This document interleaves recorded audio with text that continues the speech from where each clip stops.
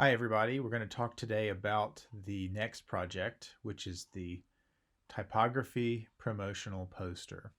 The concept for this assignment is that you're going to use an existing font or a typeface, and you're going to make a poster that would appeal to someone to use that typeface within their own project. So this is sort of a marketing assignment, but it's a little bit more abstract than the book assignment that you may have done with me where you redesign the book jacket. This is going to be like you are actually selling the letters by using them all within a graphic design piece. So it's sort of an abstract idea, but the concept is to just, rather than look at a sheet layout of all the fonts or a single font, you're actually going to make a poster that makes that font look dynamic and hopefully also has something to do with the theme of the font as well. So I'm going to show you a few posters here that are both professional examples and also student examples from classes that I've had in the past. This particular one that you're looking at is a promotional poster for the Typeface Futura, one of my favorite fonts, film director Wes Anderson's favorite font for sure.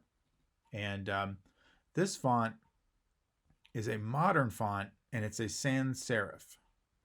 A sans serif font would be one that doesn't have the wings on the little ends of the little feet on the ends of the letters. And I'll show you a few examples, and you'll know what I'm talking about. Sans serif fonts tend to be modern looking, clean. They're not old fonts that are based in the Roman letter family.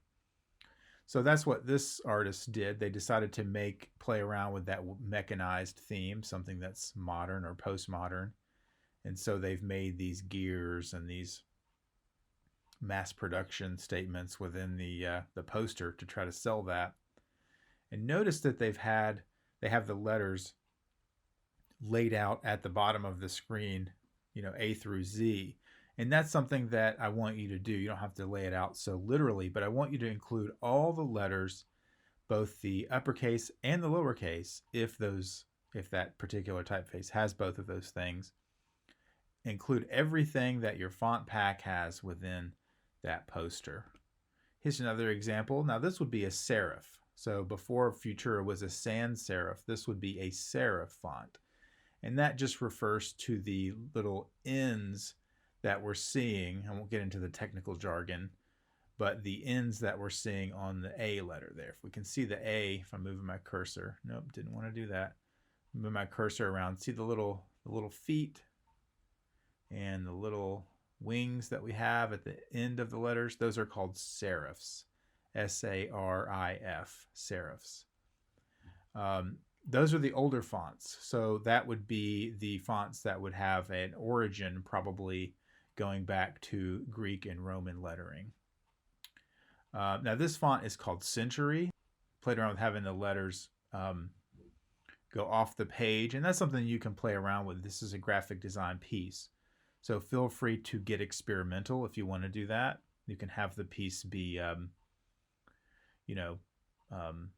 very graphic design avant-garde, if you want to put it like that.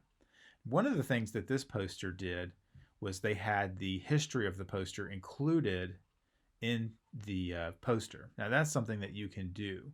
So Lynn Boyd Benton was the designer of this font, and they actually included information about his process and how he designed the font and went about doing it and the purpose that would be used for that letter as well. You don't have to do that, but if you're trying to discover information that could be included in your poster project, that's something that I would recommend you do. Actually look into the history of the font, who designed it, and what purpose would it be for.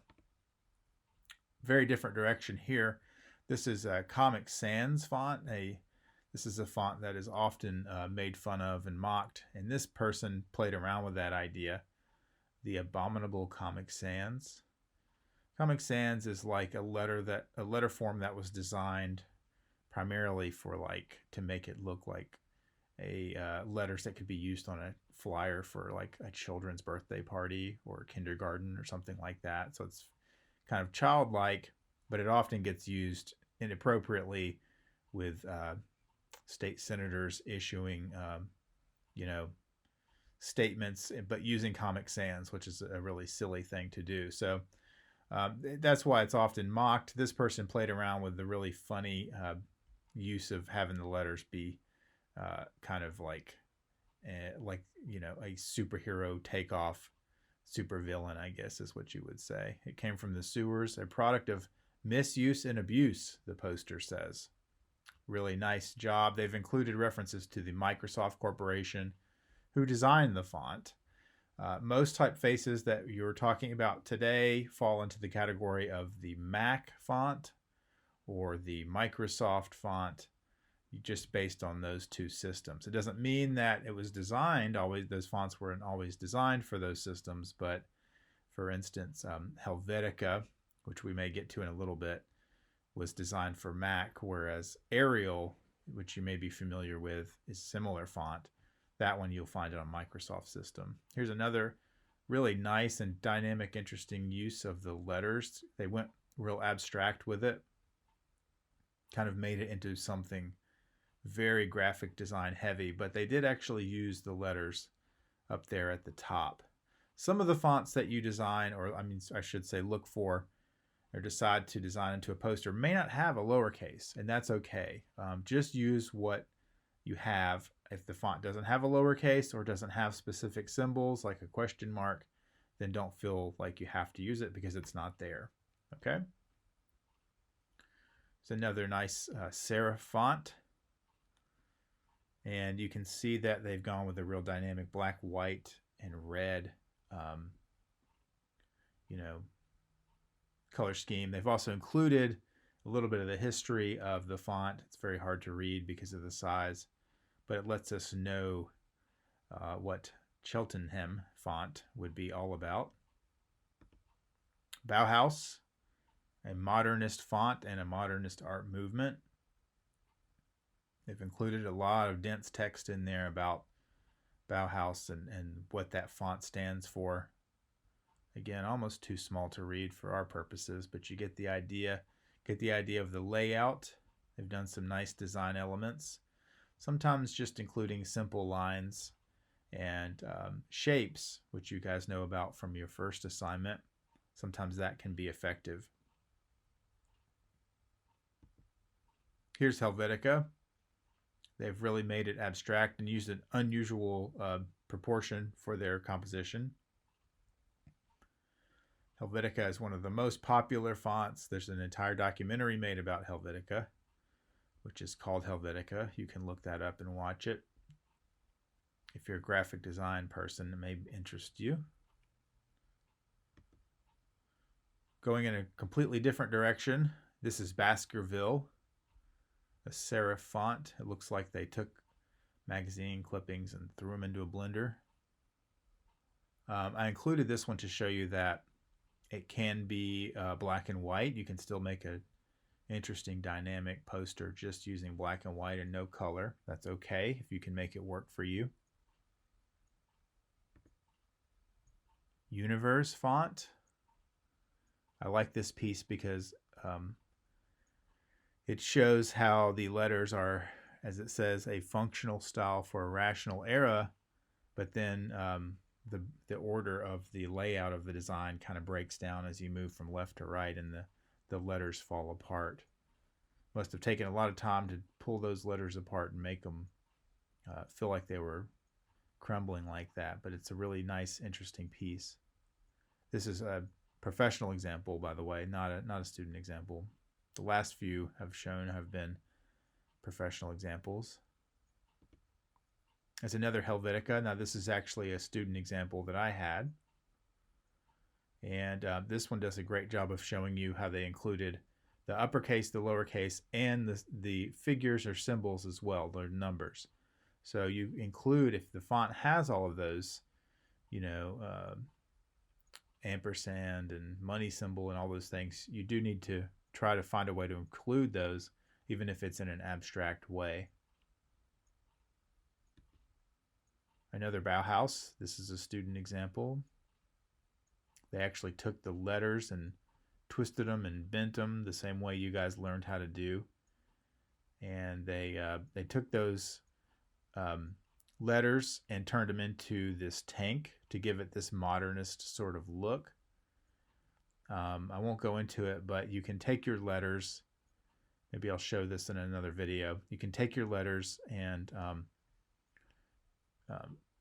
turn them into objects, and then the letters will be made up of the anchor points and the paths, and you can distort those using your direct selection tool.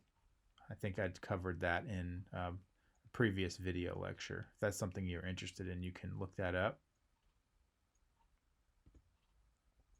Another kind of simple font. Sorry, this one's a little bit lower resolution. Not sure where the full version is.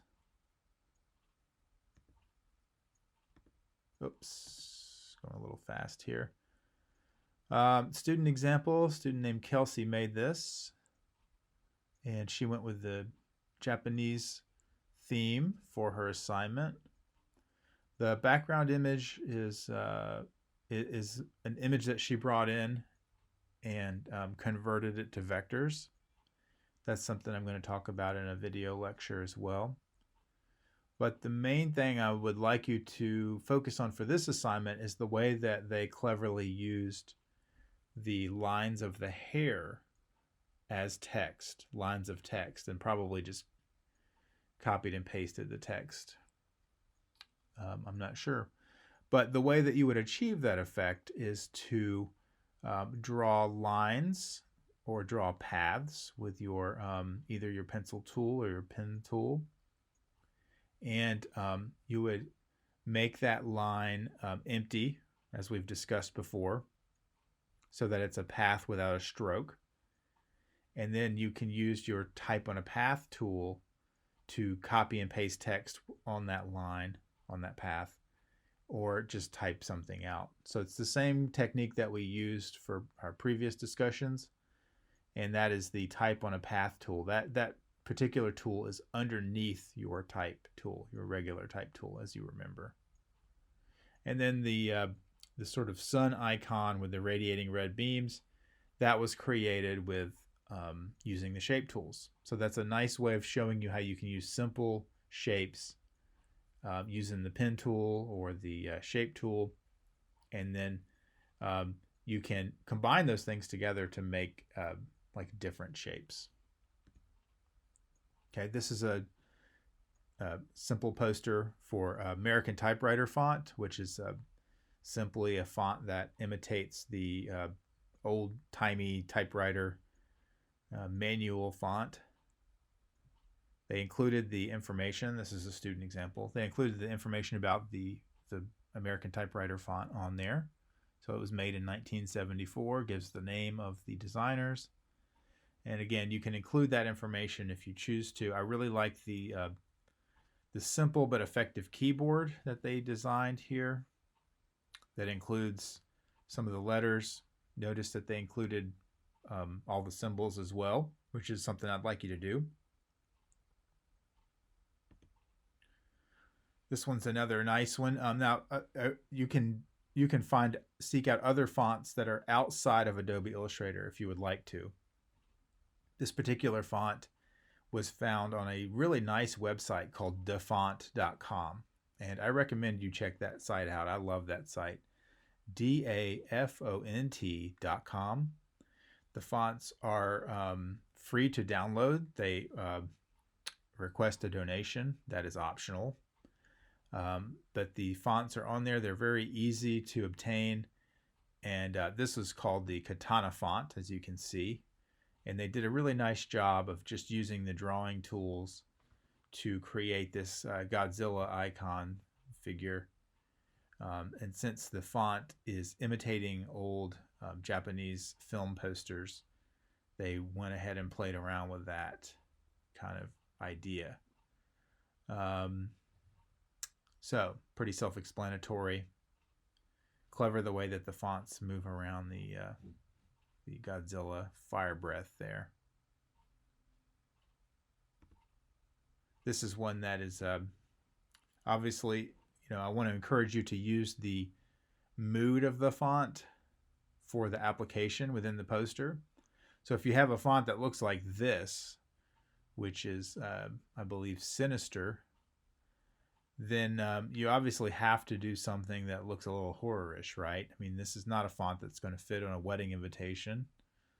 It looks like, death metal or a horror movie, something like that. And so I like the kind of zombie hands that they drew down there at the bottom and included the fonts on top of that as well.